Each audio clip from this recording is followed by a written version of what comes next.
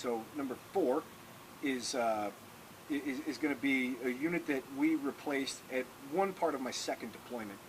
So initially we replaced the Marine Reserve unit, and then a different part of our AO had one of the towns, so it was a triad, we called it Haditha, Haklania, Barwana. My company got sent down to take over Haklania.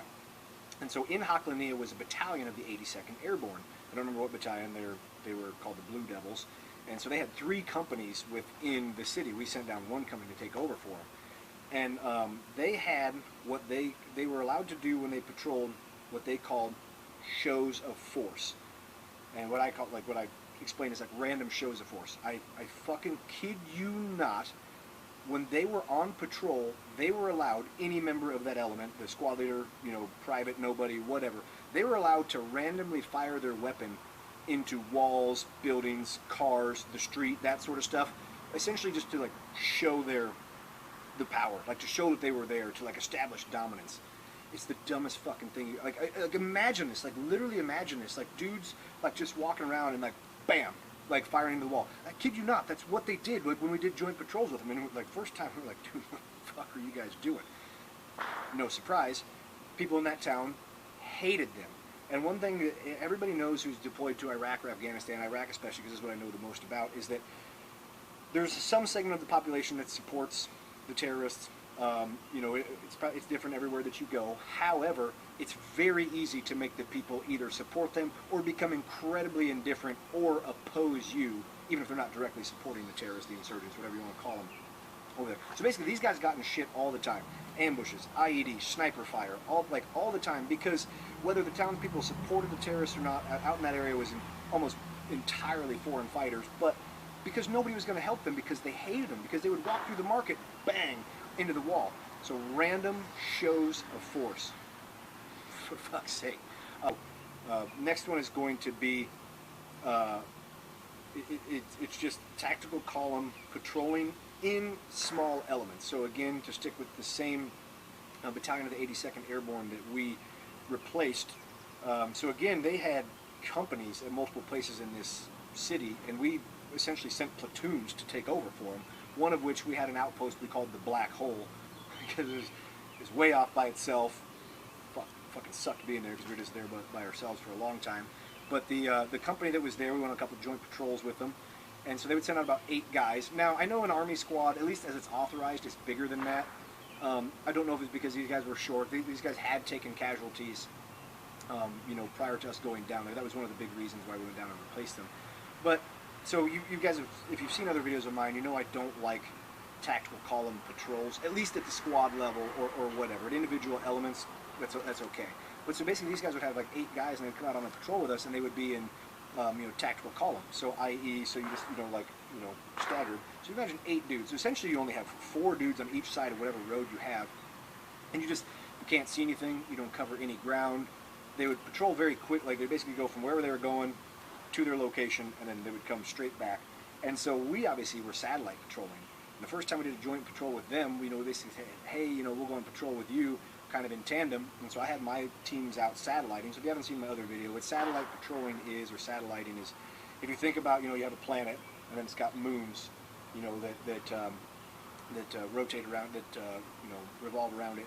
And so you have a squad that has a set route. The squad is going to do such and such routes. The planet has a track, right? And then the moons revolve around that. So it still stays within the same track. It follows that, but what it means is like the fire teams are allowed to like go over in this alleyway or this road or between these houses down this little path within the route that we're doing. So you get all this, you know, extra movement. Guys are covering streets over here, unpredictability, increased visibility, that sort of stuff. And so they were really caught off guard by that. Like, one, the fact that we could cover so much ground, but also just that we gave our fire team leaders that much freedom and that much responsibility. Now, granted, it is a lot, especially I think about, like, I was a squad leader when I was 20 years old. Like, that's freaking crazy now to think about. But I think about it in terms of like hiring people for any other job. Like, let's say you run a lawn mowing, you know, company, right? So if you hire dudes to mow lawns, but then you don't let them mow lawns without your supervision, you basically hired yourself to mow lawns. Like, you have to let people do the job you hired them to do, or you're the one doing it. So that's a big one, is just getting out of that tactical column, that sort of stuff. And then that's the last major one that I can think of, kind of off the top of my head, besides, the obvious one, I guess we should state it, is going to the same locations for the same observation post or the same sniper hides as you've done before. And so this one goes back to the first unit, so the Reserve Marine unit that we replaced. So they actually had one of their sniper teams, I can't remember, I think it was 6 of them.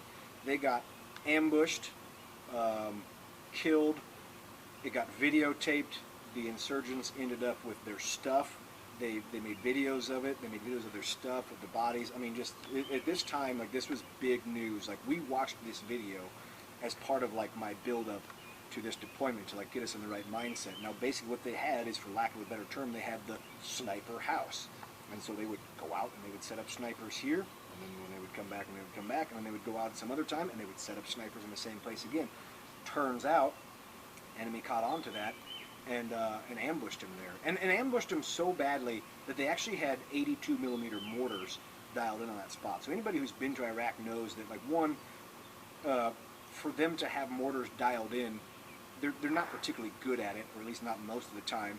But also, it's not like, dudes just run over, set up an 82 millimeter mortar, pop a couple of rounds, and they are on target. Like, this means that this was something they had prepared for, that they probably were not doing a good job of patrolling because they didn't discover this stuff, like, pre-prepared anyways. But they went back to the same location multiple times, numerous times as far as we know, and then they paid for it.